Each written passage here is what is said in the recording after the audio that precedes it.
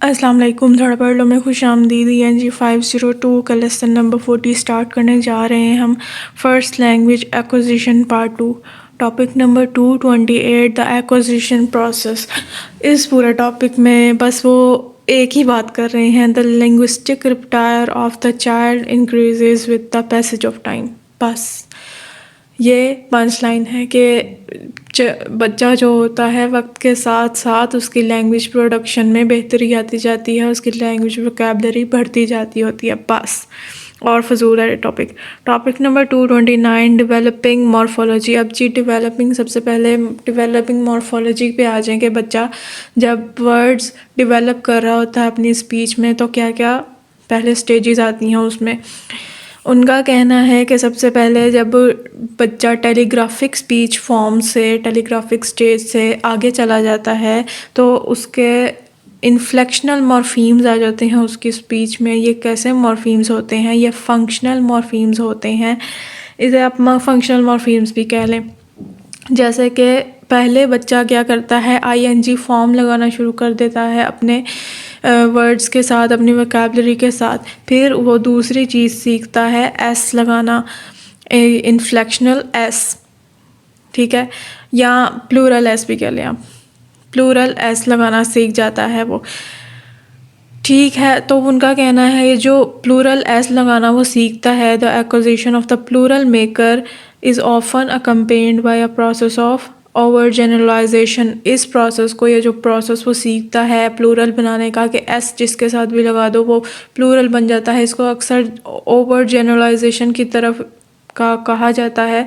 मतलब कि उसके दिमाग में ये फीड हो गई है चीज़ के जिसको भी प्लूरल बनाना है S लगा देना है, चाहे वो पहले से। अब ये फुट होता है 1 पाँव, फीट होता है 2 पाँव। वो क्या करता है, वो ओवर जनरलाइजेशन करते हुए फीट के साथ भी S लगा देता है, फीट्स, ठीक है।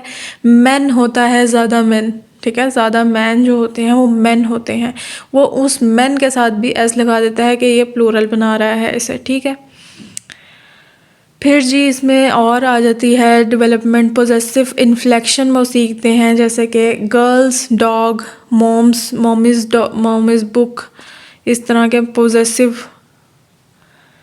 क्या है, ये पोजेसिव इन्फ्लेक्शन सीखते हैं। फिर जी वो वर्ब की फॉर्म्स उनके आने लगती हैं, उनमें डेवलपमेंट होने लगती हैं कि टू बी आने लग जाता है, वॉज आने लग जाता है, आर आने लग जाता है उनकी वर्ब्स में।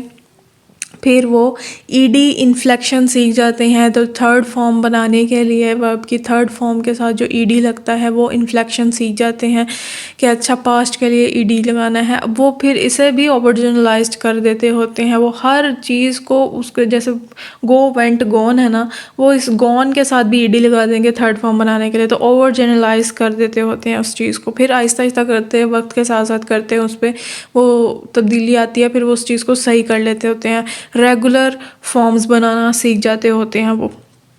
It occur first with full verb. अब जी वो प्रेजेंट इंडेफिनिट में जैसे वर्ब्स आते हैं, जैसे वर्ब्स के साथ S लगा दिया जाता है प्रेजेंट इंडेफिनिट में, कम्स, लुक्स, इस तरह पहले वो ये चीज़ करते हैं। फिर वक्त के साथ साथ वो ऑक्सिलरीज भी लगाना सीख जाते हैं, जैसे डज, हैज़, एक्सेट्रा, इस तरह की जो होते हैं टेंसेस में वर्ड्स यूज होते हैं वो भी लगाना शुरू कर देते हैं। ठीक हो गया।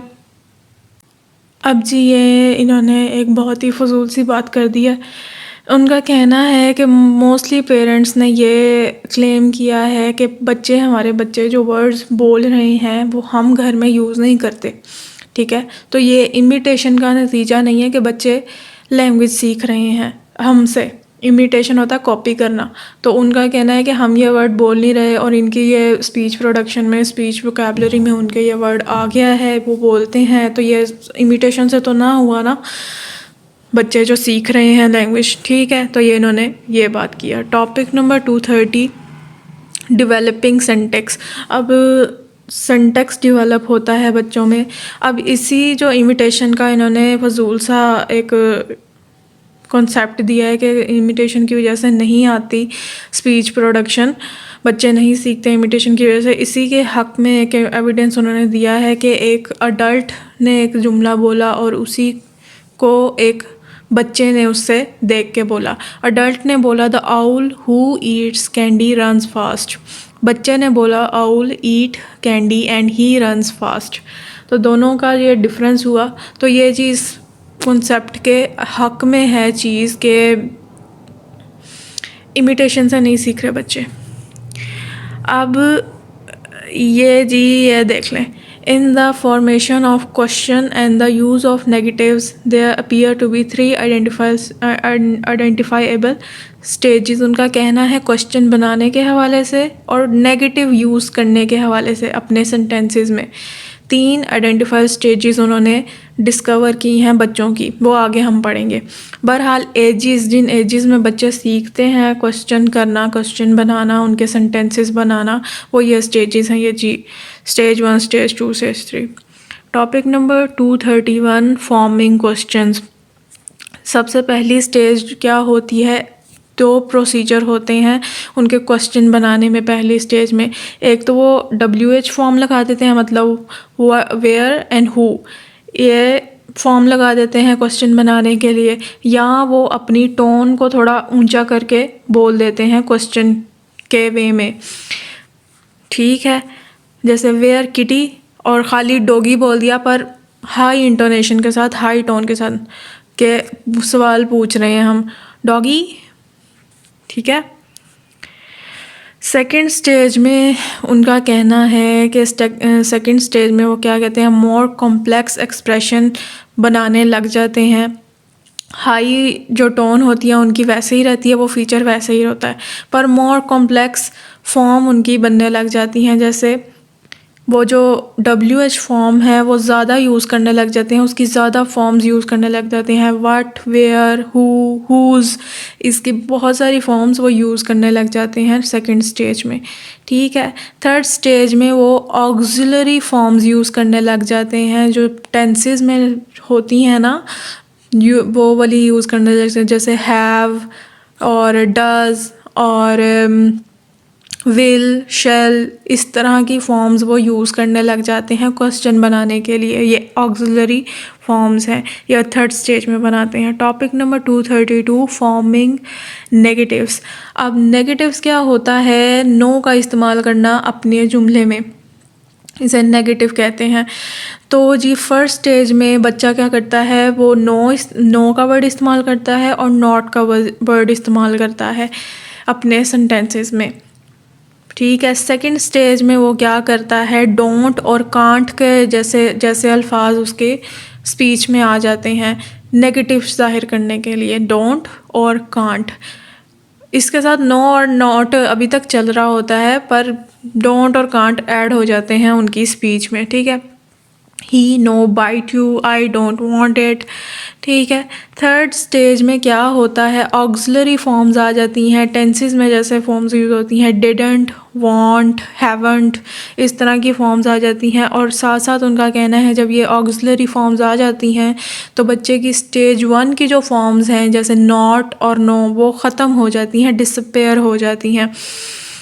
ठीक है। ये MCQs है। A very late acquisition is the negative form isn't. ये जो इज़ंट फॉर्म होती है, इज़ नॉट फॉर्म होती है, ये बहुत लेट आती है बच्चों की स्पीच प्रोडक्शन में। Topic number 233 developing semantics. अब जी मीनिंग्स की तरफ आते हैं। उनका कहना है कि बहुत सारे बच्चे शुरू में ये करते हैं कि वो बहुत सारे वर्ड्स को एक कैटेगरी में रख देते होते हैं, मतलब उनकी एसोसिएशन बना देते होते हैं। जैसे कि children often extend bowwow to refer to cats, cows and horses. एक बोवो वर्ड का मीनिंग उन्होंने कैट्स भी ले लिया, काउस भी ले लिया, हॉर्सेस भी ले लिया। ठीक हो गया, तो एसोसिएशन कर दी ना। उनका कहना है कि बच्चे इस स्टेज में ये करते हैं। इस चीज़ को क्या कहा जाता है, ओवर एक्सटेंशन कहा जाता है इस प्रोसेस को। ठीक है। ये किस बेस पे होता है कि बच्चा जब देखता है कि वो एक जैसे चीज़ें एक जैसी हैं तो वो उन्हें एक कैटेगरी में डाल देता होता है, उनके शेप की बेस पे, उनके साइज़ की बेस पे, उनके साउंड की बेस पे। जैसे कि अब ये बहु में डॉग भी वो डाल देगा, कैट भी डाल देगा। तो जब वो देखेगा कि दोनों के 4 पाँव हैं, एक वो दुम है, वैसे ही तकरीबन स्ट्रक्चर मिलता जुलता है, तो वो उन्हें उसमें डाल देगा, एसोसिएट कर देगा उससे, ठीक है। तो इसे ओवर एक्सटेंशन कहते हैं। इसी तरह अगर एक गोल चीज़ को, एक बॉल को वो क्या कर देगा, thus the word ball is extended to all kind of round objects including a lamp shade, a door knob and the moon. एक बॉल को उसने लिया, उसको उसके गोल, उसके सर्कल को उसने हर उस चीज़ से एसोसिएट कर दिया जो उसे गोल नज़र आएगी अब, ठीक है। उसका ये मीनिंग ले लिया उसने। अब जी उनका कहना है कि जो ओवर एक्सटेंशन बच्चे कर देते हैं, इसे हम प्रोडक्शन के हवाले से तो बच्चों में कर सकते हैं कि ठीक है उसने कुछ क्रिएटिव ही किया है, कुछ वो प्रोड्यूस ही कर रहा है अपनी लैंग्वेज में, बट अगर हम इसे कम्प्रीहेंशन के हवाले से देखें, समझने के हवाले से देखें, तो नहीं नहीं नहीं, it is not necessarily used in speech comprehension. ये कैसे साबित हुआ, उन्होंने बच्चे को कहा, अब वो बॉल को उसने एसोसिएट कर दिया था ना गोल चीज़ से, उन्होंने कहा, उन्होंने इतनी सारी गोल चीज़ें रख के उन्होंने कहा इसमें से बॉल को उठाओ, तो बच्चे को समझ नहीं, वो नहीं उठा सका। तो ये जी कम्प्रीहेंशन के हवाले से नहीं है। अब उन्होंने एक और इंटरेस्टिंग फीचर बताया है सिमेंटिक के हवाले से। उनका कहना है कि बच्चे क्या करते हैं, बच्चे ये जो हाइपोनमी होती है ना, हाइपोनमी हमने पिछले चैप्टर में पढ़ा, हाइपोनमी होती है ना, उसमें वो मोस्ट कॉमन वर्ड नहीं उठाते, मतलब जो ऊपर वर्ड होता है वो नहीं उठाते, वो मिडल टर्म उठाते हैं हाइपोनमी की। जैसे मिसाल अब ये है एनिमल, डॉग, पुडल, ठीक है। अब इसमें जो सुपर ऑर्डिनेट फॉर्म है वो कौन सी है, वो एनिमल है, उसमें तकरीबन सब कुछ आ रहा है, उसके हाइपोनिम्स सारे बन रहे हैं, पर उसने क्या किया, उसने मिडल जो होती है फॉर्म वो उठा लेता होता है, पहले डॉग ले लेता होता है, उससे कॉमन, ठीक है। बच्चा ये करता है इसमें, ठीक हो गया। ये MCQs देख लें। It also seems that hyponymous relations are acquired fairly late after the age of 5, ठीक है। इसके अलावा वो बिफोर, आफ्टर और बाय और साल इस तरह के कॉन्सेप्ट भी वक्त के साथ साथ बाद में सीखता है। वो बहुत ज़्यादा ये वैसी स्टेजेस हैं जिनमें उसको इस चीज़ का समझ नहीं आती, वो इस चीज़ में फ़र्क नहीं कर पाता, ठीक है। जिस तरह वो हाइपोनिम्स में सुपर ऑर्डिनेट में फ़र्क नहीं ना कर पाता, और या वो बॉल को पिक नहीं कर पाता कहने पे, तो इसी तरह ये भी चीज़ है। इसके अलावा ये MCQs है। It is not normally assume that by the age of 5 the child has completed the greater part of the basic language acquisition process. उनका कहना है चाहे बच्चा अपनी प्यूबर्टी तक सीखता ही रहता है लैंग्वेज, पर फिर भी 5 साल की उम्र तक ये समझा जाता है कि बच्चा बहुत अच्छी तरह सीख चुका है, लैंग्वेज एक्विजिशन कर चुका है, ठीक है। इसी के साथ होता है हमारा लेसन ख़त्म। अपना ध्यान रखें, दुआ में याद रखें। अल्लाह हाफिज़।